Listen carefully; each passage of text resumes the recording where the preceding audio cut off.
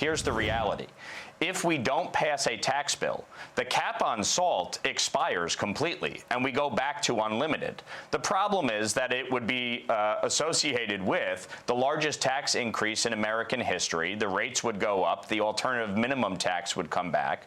So there's reason for all of us to negotiate in good faith. The fact is that, you know, if you lift it to, say, $60,000 for an individual, it covers most everybody.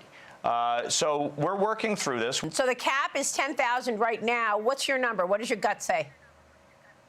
Look, I introduced legislation to lift it to $100,000 for individuals, $200,000 for married couples.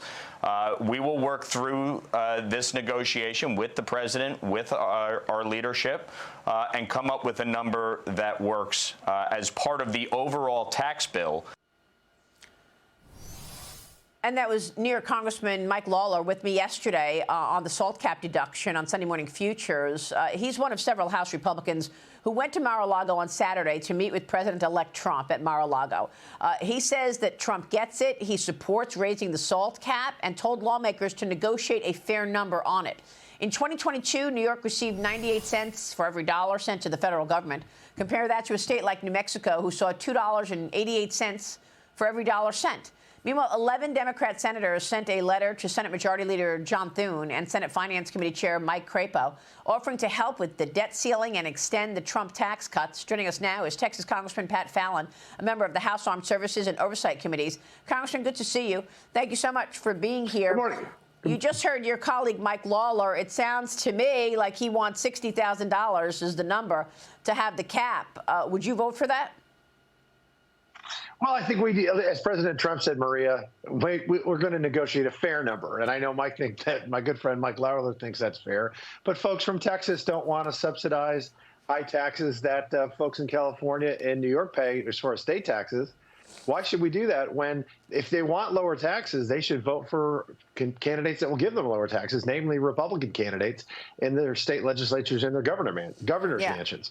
So we'll negotiate. We need the votes. Yeah. You got to put some pressure on the governor to lower taxes in New York. I agree with you. Yeah, no, amen. So I don't think 60 is where we'll land. I think that's where Mike and maybe some of the other Republicans from California and New York are going to start. And we'll get to a number, and we do need to extend the tax cut, so we'll get there. I want to get your take on two items that that address both of your committees, Armed Services and Oversight. First, let me talk about oversight. Congress is likely going to have to include money for California wildfires now in that March 14th government funding bill. Last month, CR included an additional $100 billion for disaster aid and $29 billion for FEMA's disaster fund. But, Congressman, we're talking about the cost of these wildfires at $150 billion. How does that play into your plans to execute President Trump's agenda? Well, it's going to be challenging. There's no doubt about it. That's a lot. That's a huge bill. I was on a city council, and I know that I used to survey folks all the time and ask them what are the most important things to them. And you know what it was? Public safety and roads, and to a lesser extent, parks and rec, because that was the role of municipal government. And you see in California, I think talent is severely lacking, and so are the priorities.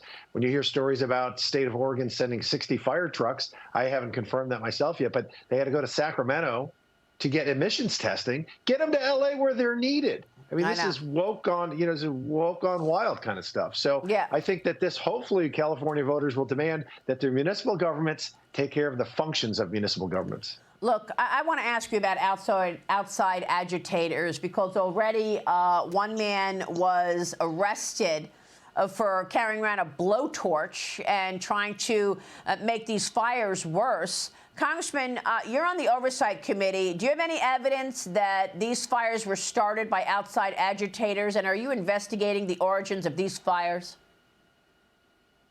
I haven't seen any evidence yet that's conclusive, but I absolutely think as part of the oversight, being on the Oversight Committee, that's our role, is we need to investigate what happened here, because this isn't the first California wildfire, and it's not going to be the last one. What we want to do is minimize them, minimize their frequency, and minimize their effect. And that goes with forestry management and a lot of other things. And again, focusing on what the citizens of your state or city hired you to do, which is to protect them first and prevent things like this, because this isn't something that should have taken anybody by surprise. Well, a man was detained near the Kenneth fire And we want to know if any of these fires were started by outside agitators as a result of the wide open border. The man who was detained was illegal and a Mexican national. So we're going to be watching your work on this. We want to know what happens in this investigation, but also on your role in oversight. Special Counsel Jack Smith resigned from the Department of Justice over the weekend. The DOJ is still pushing for releasing part of Smith's investigation into President Trump. Federal Judge Eileen Cannon temporarily blocked the release of that report, and Trump posted this on Truth Social. Why would deranged Jack Smith be allowed to issue a report on a complete and total witch hunt against me strictly for political purposes when he was thrown off the case and ultimately dismissed by the DOJ? Your reaction to Jack Smith resigning?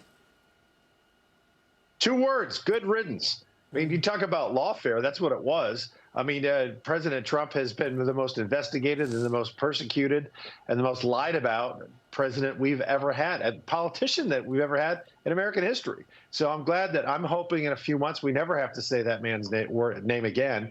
But we also, on the Oversight Committee, as you point out, Maria, we need to investigate that as well and the origins of this lawfare. I don't ever want to see it happen again. Otherwise, we're going to devolve into a banana republic. Okay, let me get to your work on armed services, because now what I'm hearing from some of my sources on Capitol Hill is that you are increasing the numbers when it comes to spending on defense.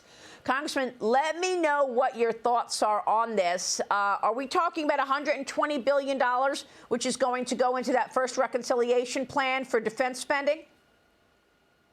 I've recently seen that number, and it's the largest number that I was exposed to, quite frankly. It's not what we were talking about in the House or that Chairman Mike Rogers had mentioned to me either. I just became a subcommittee chair on armed services. So we certainly know it's a dangerous world out there, but we also need to have the Pentagon be spending these tax dollars that we give them to maximum effect and maximum efficiency. And I don't know anybody on the Armed Services Committee, both Republican or Democrat, that think that's occurring right now. So that's one of the jobs that we need to do. But separately, we need to make sure that we can get, unfortunately, we've got a rising China, so we need to be able to counter them as well. And as I said, in an ever-increasing dangerous world, so it's a challenge. So you are expecting then to have an increased defense spending number in that first, quote-unquote, big, beautiful bill that you all are working on? I would suspect that we would. Yeah, we want to at least really maintain a level that matches inflation. Yeah. Congressman, it's great to see you this morning. Thank you, sir. Thanks, Maria. God bless. All right. Pat Fallon in Texas. Stay with us. We'll be right back.